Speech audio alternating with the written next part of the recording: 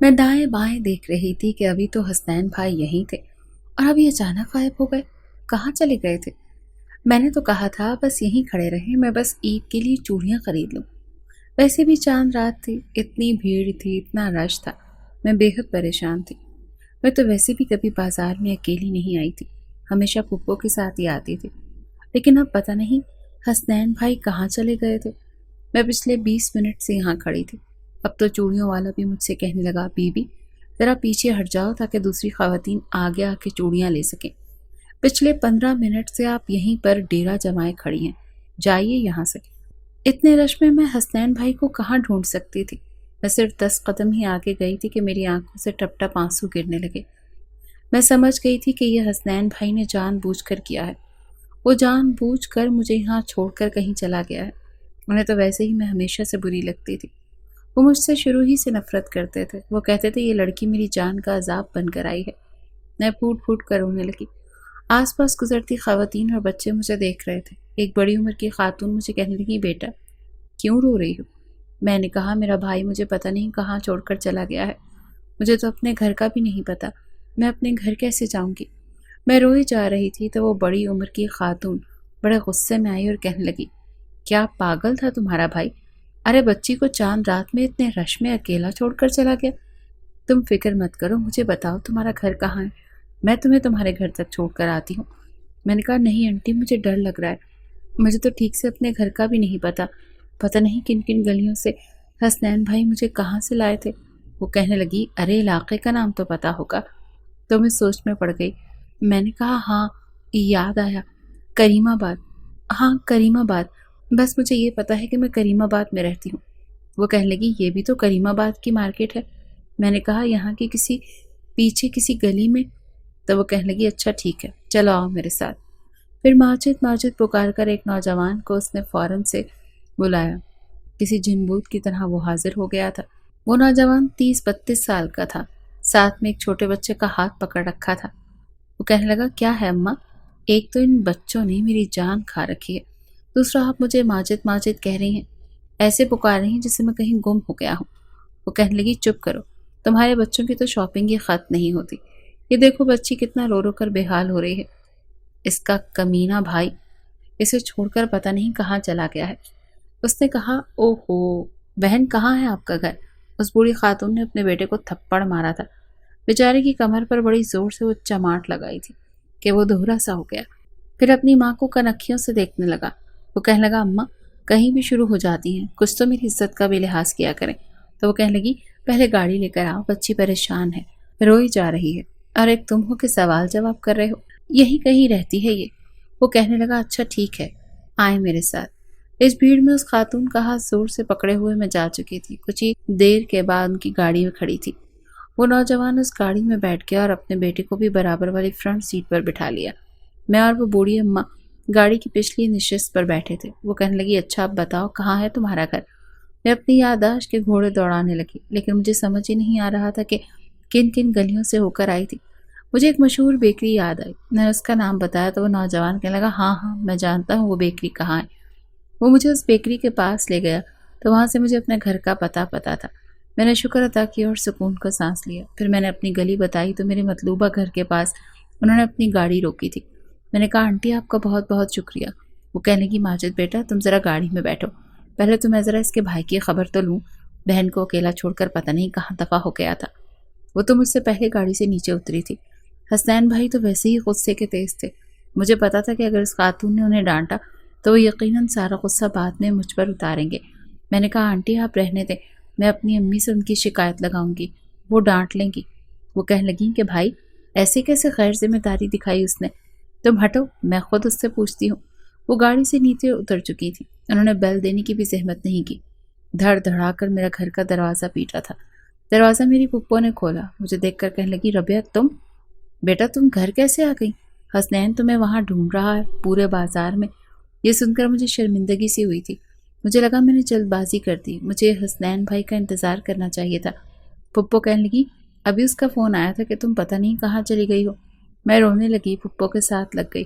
میں نے کہا، وہ مجھے چھوڑ کر پتہ نہیں کہاں چلے گئے تھے، پھر اس نے خاتون نے مجھے گھر تک پہنچایا ہے۔ وہ خاتون کہنے لگی، آپ کے بیٹے کو ذرا بھی فکر نہیں، ارے بہن کو کوئی اس کی طرح چھوڑ کر جاتا ہے؟ چاند رات ہے، کل عید ہے اور بیٹی کا پتہ ہی نہیں کہ وہ کہاں ہے کہاں نہیں۔ تو وہ کہنے لگی اپنی مرضی سے تو چوڑیاں لینے گئی تھی، وہ تو جا بھی نہیں رہا تھا۔ پھر وہ کہنے لگی پھر بھی یہ بھلا کوئی بات ہے؟ ارے آپ کا بیٹا اگر اس وقت یہاں ہوتا تو میں ضرور اس کے کان کھینچ دیتی۔ مجھے ایسی لاپرواہی بالکل نہیں پسند۔ میری پھپھو نے گہری سانس لی اور کہنے لگی آپ بے فکر رہیں، وہ آتا ہے تو میں خود اس کے کان کھینچتی ہوں۔ مجھے نہیں پتا تھا کہ وہ اسے اکیلا چھوڑ کر کہیں چلا گیا تھا۔ بہرحال وہ خاتون گاڑی میں بیٹھ کر جا چکی تھی اور میں اپنی پھپھو کے ساتھ لگی روئی جا رہی تھی۔ کچھ ہی دیر میں حسنین بھائی بڑے غصے سے گھر میں داخل ہوئے۔ مجھے دیکھ کر تیز قدموں سے چلتے ہوئے وہ میرے پاس آئے تھے اور میں پھپھو کے ساتھ بالکل چپک گئی تھی۔ میں جانتی تھی کہ اب میری شامت آنے والی ہے۔ پھپھو کہنے لگی خبردار جو تم نے ربیہ کو کچھ کہا تو۔ وہ کہنے لگا اماں میں اس لڑکی کا قتل کر دوں گا، میں جان سے مار ڈالوں گا اسے۔ پھر مجھ سے کہنے لگے تم سے کہا تھا نا وہیں کھڑی رہنا۔ میں نے کہا کب سے تو کھڑی ہوئی تھی، آپ کہاں چلے گئے تھے؟ وہ کہنے لگا جہنم میں گیا تھا، شور مچا رکھا تھا تم نے کہ آئس کریم کھانی ہے آئس کریم کھانی ہے، تو میں تمہارے لیے آئس کریم لینے چلا گیا تھا۔ مجھے کیا پتا تھا کہ پیچھے سے تم ہی غائب ہو جاؤ گی۔ تمہیں اندازہ ہے کہ میں وہاں پر کتنا خوار ہوا ہوں؟ میرا دماغ گھوم کر رہ گیا تھا جب میں نے تمہیں وہاں نہیں دیکھا۔ تو ایک تو صبح عید، چاند رات کی رات، اور ساری دنیا کو بس آج ہی بازار میں نکلنا ہوتا ہے، سب کو آج ہی چوڑیاں خریدنی ہوتی ہیں۔ پورے رمضان میں تمہیں کہتا رہا کہ تم نے جو لینا ہے ربیہ تم جلدی سے لے لو، میں تمہیں چاند رات کو نہیں لے کر جاؤں گا، لیکن نہیں، تمہیں کوئی خاص تکلیف ہے کہ تمہیں ساری شاپنگ چاند رات والے دن ہی کرنی ہوتی ہے۔ میں نے کہا دراصل نے جوڑا ہی مجھے کل سی کر دیا تھا، تو اب جوڑا سلنا تھا تبھی تو میچنگ چوڑیاں آنی تھی نا۔ وہ کہنے لگے بھاڑ میں گئی تمہاری میچنگ چوڑیاں، اماں میں اسے آج کے بعد کہیں بھی نہیں لے کر جاؤں گا، یہ جانے اور آپ جانے، میں اس کی ذمہ داری نہیں لے سکتا۔ ایک تو ہے ہی اتنی ڈرپوک صدا کی بزدل، 100 دفعہ اسے بتا چکا ہوں کہ گھر سے چند قدم پر بازار ہے، خود چلی جایا کرو، لیکن نہیں، میری جان کا عذاب ڈالنا ہوتا ہے۔ یہ کہہ کر وہ غصے سے اپنے کمرے کی جانب جانے لگا۔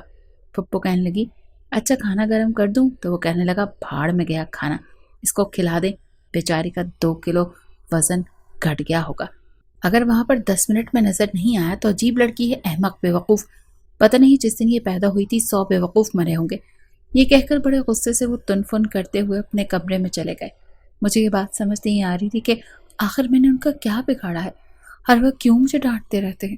میرے والدین کا اس وقت انتقال ہوا جب میں 3 یا 4 سال کی تھی، اور ساتھ ہی موت میں بس میں بچ گئی تھی، گاڑی بھی تباہ ہو گئی تھی اور میرے ماں باپ بھی موقع پر ہی جاں بحق ہو گئے تھے۔ میں بہت زخمی حالت میں تھی لیکن میری جان بچ گئی۔ شروع ہی سے مجھے پھپھو نے ہی پالا تھا اور وہ اپنی ساری محبت مجھ پر نچھاور کرتی تھی۔ حالانکہ حسنین بھائی بھی ان کے اکلوتے بیٹے تھے، لیکن وہ پھر بھی ہر وقت میری دلجوئی میں لگی رہتی تھی، مجھے اپنے ہاتھ سے کھانا کھلاتی تھی۔ شاید یہی بات حسنین بھائی سے برداشت نہیں ہوئی، اسی لیے وہ مجھے ڈانٹتے رہتے تھے، کیونکہ کم عمری میں ہی ان پر میری ذمہ داری ڈال دی گئی تھی۔ ابھی 2 سال پہلے میرے پھپھا کا بھی انتقال ہو گیا تھا، اسی لیے گھر کی ساری ذمہ داری حسنین بھائی کے سر پر آ گئی تھی۔ پھر خود پھپھو بھی پھپھا کے انتقال کے بعد بڑی اداس رہتی تھی، وہ اب بیمار بھی رہنے لگی تھی۔ صبح عید تھی لیکن پھپھو نے کوئی بھی خاص شاپنگ نہیں کی تھی، البتہ مجھے میری عید کی ساری چیزیں انہوں نے ہی لے کر دی تھیں۔ صبح میں نے نیا جوڑا پہنا اور پھر چوڑیاں پہنے، ہلکا ہلکا میک اپ بھی کیا۔ جب میں تیار ہو کر باہر آئی تو کچن میں پھپھو شیر خورما بنا رہی تھی۔ وہ مجھے دیکھ کر مسکرانے لگی، میرا ماتھا چوما اور کہنے لگی بہت پیاری لگ رہی ہو۔ میں نے کہا پھپھو میرا BA تو کمپلیٹ ہو گیا، تب مجھے آگے نہیں پڑھنا۔ وہ کہنے لگی ٹھیک ہے مت پڑھو، ویسے بھی لڑکی نے شادی کے بعد گھر کے کام ہی تو سیکھنا ہوتے ہیں۔ میں تو کہتی ہوں بیٹا اب تم گھر کے کاموں میں دلچسپی لیا کرو۔ میں نے کہا ٹھیک ہے پھپھو، عید گزرنے کے بعد روزانہ کچن کے سارے کام میں کیا کروں گی، آپ کو میں کوئی بھی کام نہیں کرنے دوں گی۔ میں نہیں جانتی تھی کہ حسنین بھائی میرے پیچھے ہی کھڑے ہیں، ابھی وہ نماز پڑھ کر شاید آئے تھے۔ وہ کہنے لگے بس پھر مجھے تو اپنے کھانے پینے کا انتظام ہوٹل سے کروا لینا چاہیے۔ میں نے روٹھے لہجے میں انہیں دیکھا تھا، وہ سفید شلوار قمیص میں بہت اچھے لگ رہے تھے۔ وہ کہنے لگے اماں خدا کے لیے اسے کچن سے دور رکھیے گا، مجھے اپنا میدا بڑا پیارا ہے، میں بیمار نہیں ہونا چاہتا۔ پھپھو نے جب یہ سنا تو انہیں غصے سے گھورنے لگی۔ وہ کہنے لگی شرم کرو، میری بیٹی جب کھانا بنائے گی نا تو 4 گھروں میں خوشبو جایا کرے گی، باتیں کر رہا ہے۔ میں نے بھی اتراتے ہوئے اپنے ابرو چڑھائے تھے۔ وہ کہنے لگا ہاں جلے ہوئے کھانے کی بو 4 گھروں تک ہی جاتی ہے۔ پھر میں میری پھپھو کے ساتھ لگ گئی۔ وہ کہنے لگے امی عید مبارک۔ پھپھو نے ان کا ماتھا چوما اور کہنے لگی جیتے رہو، خوش رہو، آباد رہو۔ پھر انہوں نے اپنی جیب سے 5,000 کا نوٹ نکال کر پھپھو کو دیا تھا۔ وہ کہنے لگے عیدی رکھ لیں۔ پھر 200 روپے مجھے دیے۔ میں نے 2 کے نوٹ پکڑ کر حیرت سے انہیں دیکھا۔ میں نے کہا یہ کیا ہے؟ تو وہ کہنے لگے تمہاری عیدی ہے، لینی ہے تو لو ورنہ مجھے واپس کرو، میں رکھ لیتا ہوں۔ میں نے کہا اتنی تو عیدی کہاں ہوتی ہے، آج کل کے تو بچے بھی 200 روپے نہیں لیتے۔ وہ کہنے لگے جو رات کو تم نے چوڑیاں خریدی ہیں نا، پورے 300 وہ، اور اب یہ 200 ملا کر پورے 500 ہو گئے ہیں۔ تم نے لینی ہے تو ٹھیک ہے، میں محلے کے بچوں کو ہی بانٹ دیتا ہوں۔ میں نے جلدی سے 200 روپے پکڑ لیے۔ میں نے کہا پھپھو آپ دیکھ رہی ہیں نا ان کی کنجوسی، سال میں ایک بار عیدی دینی ہوتی ہے اور وہ بھی صرف 200۔ میں نے روٹھے ہوئے لہجے میں کہا تھا۔ پھپھو نے 5,000 کا نوٹ مجھے دیا اور کہنے لگی یہ رکھ لو۔ حسین بھائی کہنے لگے امی یہ میں نے آپ کو دیے ہیں، اس کے تو ویسے ہی ہاتھوں میں سوراخ ہے، پیسے آتے ہی ہاتھوں میں کھجلی شروع ہو جاتی ہے، 2 دن میں اپنے دوستوں میں اڑا دے گی اور کوئی ضرورت نہیں ہے اسے اتنے پیسے دے کر سر چڑھانے کی۔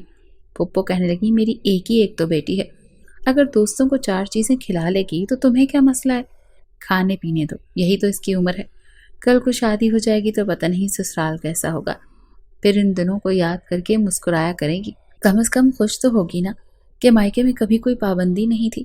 حسنین بھائی کہنے لگے اماں جب یہ پڑھنا نہیں چاہتی تو آپ اس کے رشتے دیکھنا شروع کریں، اچھا ہے اس کی شادی جلد از جلد کر دیں۔ بھائی میں اپنی شادی اس کی شادی کے بعد کرواؤں گا تاکہ میری بیوی کو ایسی ہڈ حرام نند سے واسطہ نہ پڑے۔ یہ سن کر میں نے پھپھو کو ملتجی نظروں سے دیکھا تھا۔ میں نے کہا پھپھو کیا میں ہڈ حرام ہوں؟ سن رہی ہیں آپ حسنین بھائی کیا کہہ رہے ہیں؟ وہ کہنے لگی حسنین کے بچے خبردار سے تم نے میری بیٹی کو کچھ کہا تو۔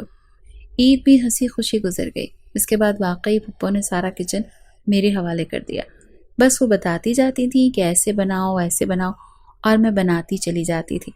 پتہ ہی نہیں چلا کب پھپھو کے ہاتھ کا ذائقہ میرے ہاتھ میں آنے لگا۔ 4 مہینے میں ہی گھر کا کافی کچھ سیکھ چکی تھی۔ پھر میرے رشتے بھی آنے لگے، لیکن ایک دن اچانک پھپھو کی طبیعت بہت زیادہ خراب ہو گئی۔ ان کے سینے میں بہت درد اٹھا تھا، میں بہت پریشان ہو گئی تھی۔ میں بھی حسنین بھائی کے ساتھ ہی پھپھو کو لے کر ہاسپٹل گئی تھی، لیکن جب ڈاکٹر نے یہ بتایا کہ انہیں ہارٹ اٹیک ہوا ہے تو ہم دونوں کی رنگت اڑ کر رہ گئی تھی۔ پھپھو نے تو یہ ظاہر ہی نہیں کیا کہ ان کو اتنی شدت کا درد اٹھا تھا۔ ڈاکٹر کہہ رہے تھے ان کی ایج بہت زیادہ ہو گئی ہے، ہم ان کا آپریشن نہیں کر سکتے اور ہمیں ان کی زندگی کی بھی کوئی خاص امید نہیں ہے۔ یہ سن کر میں رونے لگی۔ حسنین بھائی بھی بے حد پریشان تھے۔ جب پھپھو کو ہوش آیا تو ہم دونوں ہی ان کے کمرے میں گئے۔ وہ کہنے لگی حسنین مجھے تم سے ایک وعدہ چاہیے، میں تم سے آج بہت بڑی چیز مانگنے والی ہوں اور چاہتی ہوں کہ تم میری بات مان لو اور اس کو ٹالنا مت۔ حسنین بھائی کہنے لگے امی آپ کیسی باتیں کر رہی ہیں؟ تو وہ کہنے لگی مجھے اپنی زندگی کا بھروسہ نہیں ہے اور مجھے سب سے زیادہ فکر ربیہ کی ہے، ایسا کرو تم ربیہ سے نکاح کر لو ابھی اور اسی وقت۔ یہ سن کر میں جتنا حیران ہوتی اتنا کم تھا۔ یہی حالت حسنین بھائی کی بھی تھی۔ ہم نے کبھی ایک دوسرے کو اس نظر سے نہیں دیکھا تھا، ہمیشہ میں اسے بڑے بھائی کی ہی طرح سمجھتی تھی اور وہ مجھے چھوٹی بہن کی طرح۔ مجھے حیرت یہ ہوئی کہ حسنین بھائی ابھی تک چپ کیوں تھے، انہیں تو فوراً انکار کر دینا چاہیے تھا۔ میں نے کہا پھپھو میں ایسا نہیں کر سکتی، میں انہیں بھائی سمجھتی ہوں، آپ کیسی باتیں کر رہی ہیں؟ تو پھپھو کہنے لگی خدا کے لیے ربیہ مجھے سکون سے اگلے جہان میں جانے دو، میں تمہارے لیے بہت پریشان ہوں، میرے مرنے کے بعد کوئی بھی تمہیں میرے گھر پر رہنے نہیں دے گا کیونکہ تمہارا حسنین کے ساتھ محرم رشتہ ہونا بہت ضروری ہے۔ میں روئی جا رہی تھی، بار بار پھپھو کا ہاتھ پکڑ کر کہہ رہی تھی کہ آپ کو کچھ نہیں ہوگا، لیکن حسنین بھائی چپ تھے۔ کچھ دیر بعد وہ باہر چلا گیا اور پھر باہر سے جب واپس آیا تو اس کے ساتھ نکاح خواں اور کچھ مرد حضرات بھی تھے۔ وہی میرا نکاح حسنین کے ساتھ ہو گیا۔ ہم دونوں ہی ایک دوسرے سے نظریں نہیں ملا پا رہے تھے۔ پھپھو کی حالت بگڑتی جا رہی تھی۔ جیسے ہی نکاح ہوا تو ان کی آنکھوں سے آنسو گرنے لگے۔ وہ کہنے لگی حسنین میں تمہارا یہ احسان کبھی نہیں بھول سکتی، لیکن حسنین چپ تھا۔ وہ کہنے لگا امی پلیز آپ پریشان نہ ہو، آپ ٹھیک ہو جائیں گی۔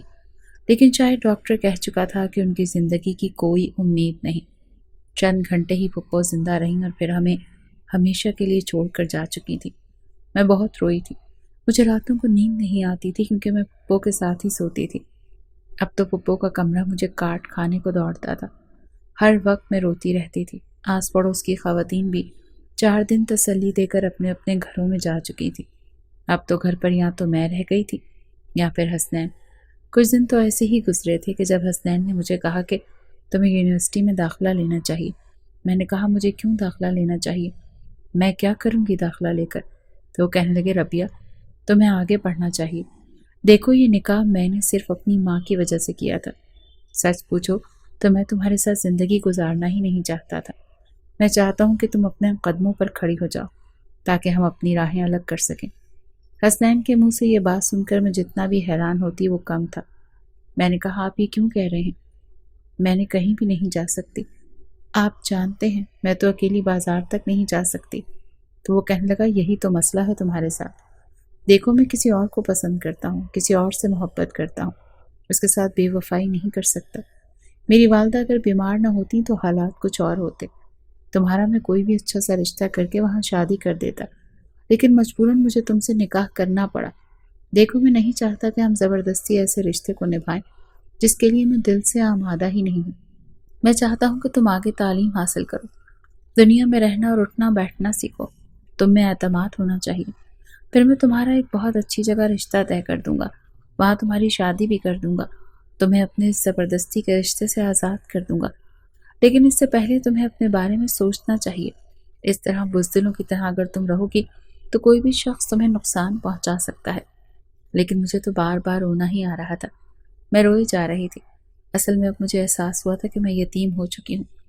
اگلے ہی روز مجھے خود یونیورسٹی لے کر آئے، میں ان کے ساتھ بائک پر بیٹھی ہوئی تھی اور وہ مجھے راستوں کی نشاندہی کرتے ہوئے کہہ رہے تھے کہ دیکھو ربیہ یہ راستے دیکھ رہی ہو نا، انہیں کبھی بھولنا مت، میں تمہیں آج پہلی اور آخری مرتبہ یونیورسٹی چھوڑنے اور لینے جاؤں گا، اس کے بعد کا سارا بندوبست تمہارا اپنا ہے، میرا کام تمہارے ہاتھ پر پیسے رکھنا ہے، بلکہ یونیورسٹی کے ساتھ ساتھ تمہیں میں یہ بھی مشورہ دوں گا کہ تم شام کو بچوں کو ٹیوشن پڑھانا شروع کر دو، پھر کوئی اکیڈمی جوائن کر لو ٹیوٹر کے طور پر، وہاں پر بچوں کو پڑھانا، تو اس طرح تم اپنا خرچہ خود بھی نکال سکتی ہو۔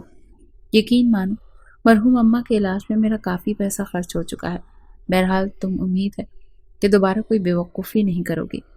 جیسے جیسے حسنین بول رہے تھے میرے تو دل پر گہری ضربیں چل رہی تھیں، میں سسکیاں بھر کر رونے لگی۔ روتے ہوئے میری آواز جب حسنین کے کانوں تک پہنچی تو اس نے وہیں ایک جانب بائک کو روک دیا اور پھر انتہائی روکھے انداز میں کہنے لگا اب کیا ہوا؟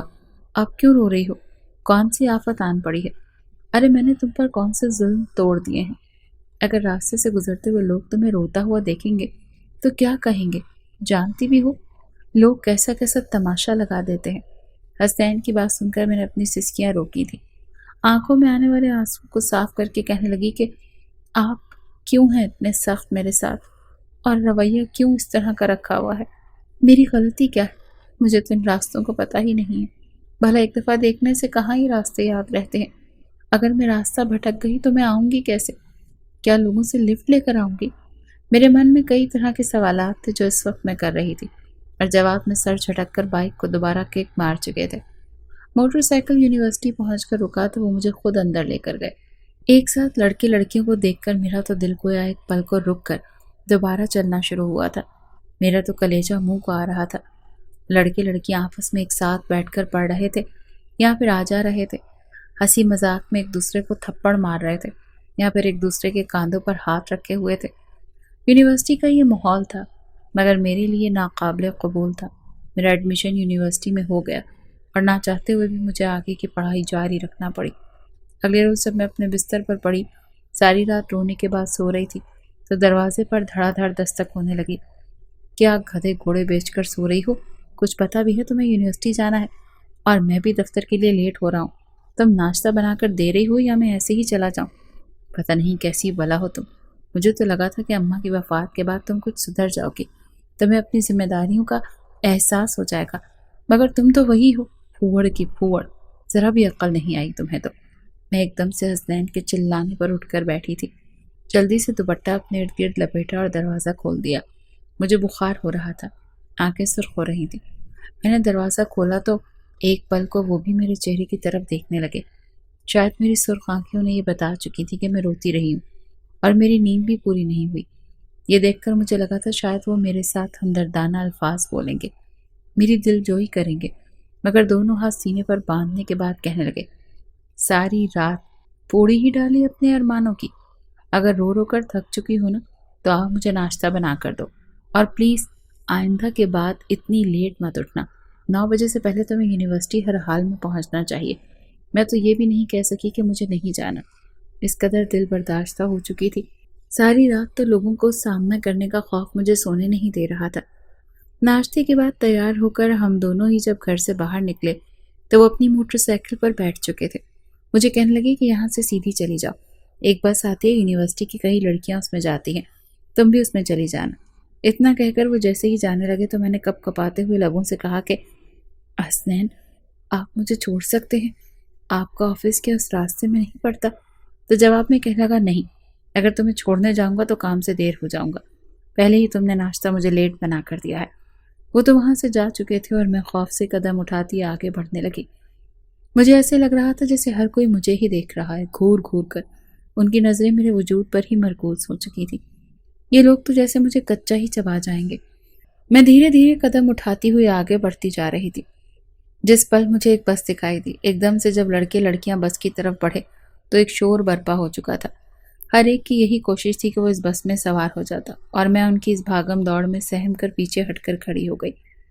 جب تک میرا نمبر آیا بس ہو چکی تھی، میری آنکھوں میں آنسو تھے۔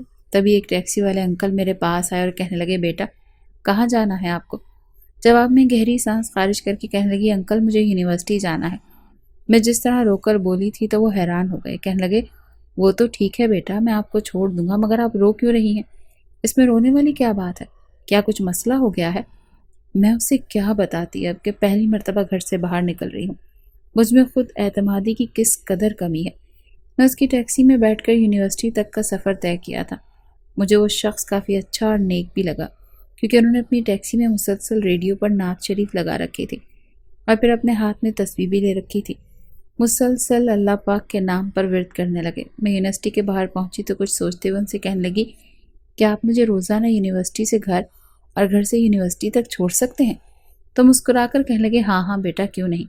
یہ مسئلہ بھی ایک طرح سے حل ہو چکا تھا۔ میں نے ان کو کرایہ دیا، جنہیں انہوں نے بسم اللہ پڑھ کر میرے ہاتھ سے لیا اور پھر وہاں سے چلے گئے۔ یہ میرا یونیورسٹی میں پہلا دن تھا، اور اکثر لڑکے لڑکیاں جن کے قریب سے میں گزرتی تھی وہ یہی کہہ رہے تھے کہ فریشر ہو؟ میں بھی ہاں میں سر ہلا دیتی تھی کہ جی میں نئی ہوں وہاں پر۔ 2 لڑکیاں اور 2 لڑکے کھڑے تھے جن کے پاس میں نے جا کر پوچھا کہ میں یہاں نہیں ہوں، بتا سکتے ہیں کہ انگلش ڈپارٹمنٹ کس طرف ہے؟ انہوں نے چوئنگم چباتے ہوئے اس کا غبارہ بنا کر اسے پٹاخے کی طرح پھوڑا اور پھر ہنس کر کہنے لگے، آپ تمہیں چھوڑ کر آتے ہیں، تم نئی ہو، تمہیں راستوں کو پتہ نہیں ہوگا۔ میں بھی خوش ہو گئی کہ چلو کتنے اچھے ہیں یہ لوگ۔ جیسے جیسے آگے بڑھ رہی تھی وہ بجائے مجھے کسی ڈپارٹمنٹ میں لے جانے کے واش روم میں لے گئے، اور پھر ایک لڑکی نے مجھے دھکا دے کر واش روم میں بند کر دیا۔ میں تو سہم چکی تھی، کہنے لگی، یہ کیا کر رہے ہیں آپ لوگ؟ مجھے نکالیں یہاں سے، مجھے باہر جانا ہے۔ میں نے تو آپ سے انگلش ڈپارٹمنٹ کا راستہ پوچھا تھا۔ تبھی ایک لڑکی ہنس کر بند دروازے پر لات مار کر کہنے لگی، ہمارے لیے وہ انگلش ڈپارٹمنٹ اس واش روم کے برابر ہی ہے نا، نہ ہمیں پڑھائی کا شوق ہے اور نہ ہم کسی کو پڑھنے دیں گے، یہیں پر بند رہو گی اب، تم زندہ بچ گئی تو غنیمت جانا۔ اتنا کہہ کر وہ ہنستے وہاں سے جا چکے تھے۔ مجھے دور تک ان کے قہقہوں کی آواز آ رہی تھی۔ میں چیخ چیخ کر کہہ رہی تھی کہ مجھے واش روم سے نکالیں۔ خوف سے میرا سانس رک رہا تھا۔ میں نے اپنے بیگ سے اپنا موبائل نکالا اور حسنین کو کال کرنے لگی۔ وہ کال مسلسل کاٹ رہے تھے۔ آخر تک کالز کے بعد انہوں نے کال اٹھائی۔ اس سے پہلے کہ میں انہیں کچھ بتاتی وہ چلا کر کہنے لگی، کیا مسئلہ ہے تمہارا ربیہ؟ میں اس وقت آفس میں ہوں، کام کر رہا ہوں، تمہاری طرح فری نہیں ہوں۔ خبردار جو مجھے کال کی تو رکھو فون۔ وہ میری کچھ سنے بغیر ہی فون بند کر چکے تھے، اور مجھے اس وقت ان پر شدید غصہ آ رہا تھا۔ اس سے بھی زیادہ مجھے غصہ اپنے آپ پر آ رہا تھا، جو میں ہر مشکل وقت میں ان کے پاس جانے کا سوچتی ہوں۔ تقریباً 4 گھنٹے تک واش روم میں بند رہی، جب اس طرف ایک لڑکا آیا۔ دراصل یہ میل واش روم والا حصہ تھا۔ یہ تو اس کا بھلا ہو جو اس نے لاک کھول کر مجھے باہر نکالا۔ میری حالت جو تھی دیکھ کر وہ گھبرا گئے، کہنے لگا کہ آپ کو یہاں پر کس نے بند کیا؟ میں روتے ہوئے سے کہنے لگی کہ وہ 3-4 لڑکے لڑکیاں تھے، وہ بھی فریشر ہی تھا۔ اپنے چہرے پر ہاتھ رکھ کر کہنے لگا، بڑے ہی کوئی بدتمیز قسم کے لوگ ہیں، وہ ان سے تو آپ بچ کر ہی رہیے گا۔ آپ فکر مت کیجیے، آئیے میں آپ کو آپ کے ڈپارٹمنٹ چھوڑ کر آتا ہوں۔ مگر میں پھر سہم گئی، نہیں، میں خود ہی ڈھونڈ لوں گی، پہلے بھی میرے ساتھ ایسے ہی دھوکا ہوا ہے۔ مگر وہ کہنے لگا، نہیں پلیز، آپ مجھے غلط مت سمجھیے، میں آپ کو آپ کے ڈپارٹمنٹ تک ہی چھوڑ کر آؤں گا۔ وہ مجھے اپنے ساتھ لے کر گیا اور بالآخر میں وہاں پہنچ گئی۔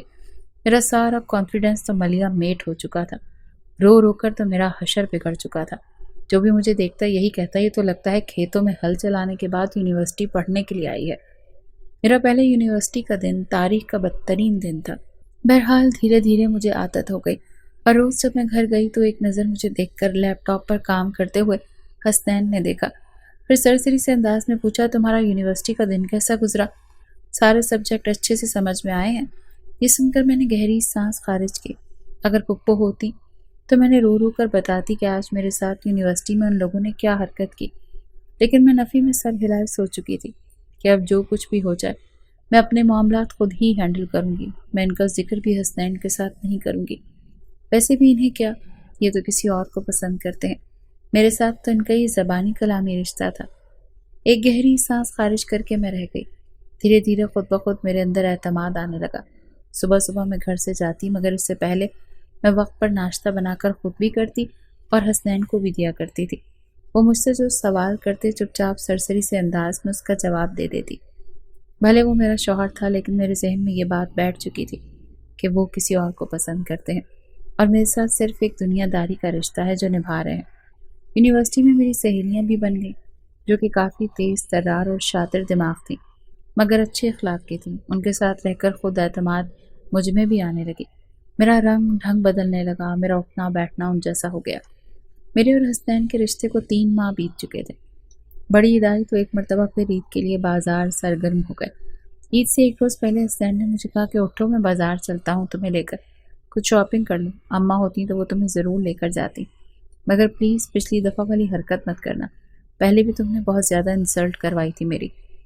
یہ بات سن کر میں نے گہری سانس خارج کر کے اپنا بیگ اٹھایا، کہنے لگی، نہیں، اس کی ضرورت نہیں ہے، میں اپنی سہیلیوں کے ساتھ خود جا کر شاپنگ کر لوں گی، آپ کو اتنی ٹینشن لینے کی ضرورت نہیں ہے۔ اس پر تو اس نے کھل کھلا کر ہنسا، مگر اگلے ہی پل پلکیں جھکا کر کہنے لگا، ٹھیک ہے جاؤ، تب تک میں اپنی محبوبہ سے ذرا گپ شپ لگا لوں۔ نہ جانے کیوں جب انہوں نے مسکرا کر اپنے موبائل پر ایک نمبر ڈائل کیا اور اس پر ہنس ہنس کر باتیں کرنے لگے تو میرے اندر ہی اندر جل بھن چکی تھی۔ جو بھی تھا، ان کی بیوی تو تھی۔ شاپنگ کرنے کے لیے گئی تو میں نے اپنے لیے ایک ریڈی میڈ سوٹ خریدا، چوڑیاں لیں، میک اپ کا سامان لیا۔ تبھی میری مردانہ کپڑوں پر نظر پڑی۔ ریڈی میڈ کرتا اور شلوار شوکیس میں دیکھ کر نہ جانے کیوں مجھے لگا کہ مجھے یہ حسنین کے لیے خریدنا چاہیے، انہیں یہ اچھا لگے گا، مگر تھوڑی جھجک بھی آ رہی تھی کہ پتہ نہیں انہیں پسند آئے گا یا نہیں۔ میں نے وہ کرتا لے لیا اور ساتھ ہی میچنگ گھڑی اور جوتے بھی خرید لیے۔ جب میں گھر پہنچی تو تبھی حسنین لاؤنج میں ہی بیٹھا ہوا دکھائی دیا۔ فوراً فون اپنے کان پر لگاتے ہوئے ہنس کر کہنے لگا، ارے ہاں یار، میں تو خود اس وقت کے انتظار میں ہوں کہ کب صرف تم میری زندگی میں شامل ہو جاؤ اور تمہارے ساتھ میری زندگی خوشیوں بھری ہو جائے۔ بس جیسے ہی میری زندگی اس قید خانے سے آزاد ہوتی ہے تو میں تمہیں فوراً اپنی زندگی میں شامل کر لوں گا۔ یہ بات اس نے میری طرف دیکھ کر کی تھی۔ یہ الفاظ سننا تھے کہ میرے دل میں ہول اٹھنے لگے۔ میں آنکھوں میں آنسو لیے دیکھ رہی تھی۔ ہاں، یہ بات تو تھی، میرے دل میں حسنین کے لیے محبت بھرے جذبات خود بخود ہی پروان چڑھنے لگے۔ آخر کو ہمارے بیچ حلال رشتہ تھا۔ میں نے وہ سامان جو ان کے لیے خریدا وہیں پر ان کے پاس صوفے پر رکھا اور روتے ہوئے کمرے میں چلی گئی۔ کچھ دیر بعد دروازہ دھڑلے سے کھولا تھا۔ سامنے دیکھا تو حسنین کھڑا تھا، مجھے ہی دیکھ رہے تھے۔ وہ کرتا اور سامان لا کر بیڈ پر پٹکا اور کہنے لگے کہ تم نے کس کی اجازت سے لے کر آئی ہو؟ میں نے تمہیں کہا تھا نا کہ میرے لیے کچھ لانا مت۔ میں گہری سانس خارج کر کے آنکھوں میں آنسوؤں کو صاف کر کے کہنے لگی، نہیں، بس ایسے ہی مجھے لگا کہ آپ میرے لیے اتنا سب کچھ کر رہے ہیں تو بدلے میں مجھے بھی آپ کے لیے اس عید پر یہ کپڑے لینے چاہیے۔ پھپھو تھی تو آپ کے لیے کچھ نہ کچھ لاتی رہتی تھی، آپ کے کپڑے بھی کافی پرانے ہو گئے ہیں، تو بس اسی لیے جواب میں حسنین کہنے لگا کہ ہاں وہی نا، تم نے بہت غلطی کر دی ہے لا کر، کیونکہ میں تو اپنی محبوبہ کا لایا ہوا سوٹ ہی پہنوں گا اور پہن کر اس سے ملاقات کے لیے جاؤں گا۔ حسنین کے منہ سے یہ سن کر میری آنکھوں سے آنسو مزید تیزی سے بہنے لگے۔ میں نے اسے سسکتے ہوئے کہا، ہاں، مجھے کیا پتا تھا کہ میرا یہ سب کچھ بیکار جائے گا۔ میرا لایا ہوا تو کوئی معنی ہی نہیں رکھتا آپ کی زندگی میں تو کوئی حق ہی نہیں رکھتی۔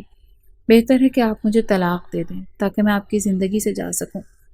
میں نے یہ الفاظ جب کہے تو میری زبان لڑکھڑا گئی، جبکہ حسنین کتنی ہی دیر کھڑا مجھے دیکھتا رہا اور پھر آگے بڑھتے ہوئے میرے پاس آئے اور کہنے لگے کہ اٹھو، کھڑی ہو۔ وہ جس طرح سختی سے بولے تھے میں گھبرا کر اٹھ کھڑی ہوئی۔ مجھے لگا کہ وہ بھی مجھے چھوڑ نہ دے۔ رات کے اس پہر بھلا میں کہاں جاؤں گی؟ میرے تو چہرے کی ہوائیاں ہی اڑ گئی تھیں، مگر اگلے ہی پل وہ اپنے ہاتھ میرے گالوں پر رکھ کر کہنے لگے، کیا بکواس کی ہے، دوبارہ چھوڑنے کی بات کی تم نے تو میں مر جاؤں گا، لیکن کبھی تمہیں طلاق نہیں دوں گا، سمجھی؟ میں تو ایسے کبھی الفاظ اپنی زبان پر بھی نہ لاؤں۔ جس پل حسنین نے مجھے یہ کہا تو میری آنکھوں سے آنسو نکلے۔ میں نے کہا، اچھا آپ تو کسی اور کو پسند کرتے ہیں نا؟ آپ کیا چاہتے ہیں کہ میں اس گھر میں ہمیشہ کمتری کی زندگی گزاروں؟ آپ میرے سامنے اپنی محبوبہ، اپنی من چاہی بیوی کے ساتھ پیار محبت سے پیش آئیں، اس کی تعریفیں کریں، اس کے ناز نخرے اٹھائیں، اور میں ساری زندگی ترستی رہوں۔ آخر کس جرم کی سزا بھگتوں گی میں اتنی مضبوط ہو چکی ہوں کہ اپنا خرچ خود اٹھا سکوں۔ آپ کے ساتھ رہ کر میں احساس کمتری کا شکار نہیں ہونا چاہتی۔ ہٹائیں ہاتھ میری گال سے۔ اتنا کہہ کر انہیں دور جھٹکنے لگی، مگر وہ مزید قریب آ چکے تھے۔ مجھے دیوار سے لگا کر کہنے لگے، بے وقوف لڑکی، ایسے ہی تو میں چاہتا تھا۔ مجھے ڈرپوک لڑکیاں شروع ہی سے پسند نہیں، مجھے لڑکیاں باہمت اور پر اعتماد لڑکیاں اچھی لگتی ہیں۔ میں تمہیں ایسے بنانا چاہتا تھا، اور دیکھو میں کس حد تک اس میں کامیاب بھی ہو گیا ہوں۔ ارے یہ بات محبوبہ کی تو وہ صرف ایک بہانہ تھا۔ میں دیکھنا چاہتا تھا کہ آخر اتنے عرصے میں میرے ساتھ رہنے کے بعد تمہارے دل میں میرے لیے کوئی محبت بھی ہے یا نہیں، اور دیکھو میں ٹھیک تھا۔ تمہیں کیا لگتا ہے تم جہاں جہاں گئی میں تمہیں اکیلا چھوڑ کر اپنی زندگی میں مست رہا؟ یہ سن کر تم میرے کان کھڑے ہوئے۔ وہ ہنس کر کہنے لگے، تم جہاں جہاں گئیں، جب جب گئیں، میں وہیں ہوتا تھا۔ جب تک تم باحفاظت کہیں پہنچ نہیں جاتی میں بھی اپنے کام پر نہیں جاتا تھا۔ میں تو جتنا حیران ہوتی اتنا کم تھا۔ یہ تو سائے کی طرح میرے ساتھ تھے، بس میرے سامنے نہیں آتے تھے۔ تبھی مجھے یوں محسوس ہوتا تھا جیسے کوئی دو آنکھیں گھور گھور کر مجھے دیکھ رہی ہیں۔ میں تو ایک مرتبہ پھر رونا شروع ہو چکی تھی، جبکہ وہ اس مرتبہ چڑھ کر کہنے لگے، خبردار، ایک مرتبہ پھر تم نے رونا شروع کر دیا تو میں نے کہا نا، تم روتے ہوئے مجھے بالکل اچھی نہیں لگتی۔ مقابلہ کرنا سیکھو، چاہے پھر میں ہوں یا کوئی اور۔ اپنے حق کے لیے آواز اٹھانا سیکھو، سمجھی؟ اتنا سننا تھا کہ میں نے اگلے پل حسنین کو کالر سے پکڑ لیا، سارے حق رکھتے ہوئے کہنے لگی کہ ٹھیک ہے، میرا حق ہے آپ پر، پورا پورا حق ہے، اور آپ کی زندگی میں میرے علاوہ کوئی دوسری عورت شامل ہو ہی نہیں سکتی۔ اگر کوئی آیا تو میں اسے نوچ ڈالوں گی، اسے گنجا کر کے اس گھر سے نکال دوں گی، سمجھے؟ آپ کی بیوی صرف اور صرف میں ہوں، اور جو بھی ہو جائے، چاہے میں جیسی بھی ہوں، آپ نے آخری سانس تک میرے ہی ساتھ رہنا ہے۔ ہاں، میرے مرنے کے بعد کرتے رہنا 3 شادیاں۔ میں جب یہ بولی تو بجائے سنجیدگی اختیار کرنے کے حسنین مجھے اپنے سینے سے لگا کر کہنے لگے، بس اتنی سی تو بات تھی، میں بھی تم سے ہی محبت کرتا ہوں، اور تمہارے علاوہ کسی کو اپنی زندگی میں شامل نہیں ہونے دوں گا۔ بس دھیان رکھنا دوبارہ تمہاری آنکھوں میں مجھے یہ آنسو نظر نہ آئے۔ ہم دونوں ہی ایک دوسرے سے گلے شکوے کرتے کتنی ہی دیر سرگوشی نما انداز میں باتیں کرتے رہے۔ اگلے روز عید تھی، اور یہ تو میری زندگی کی یادگار عید بن چکی تھی۔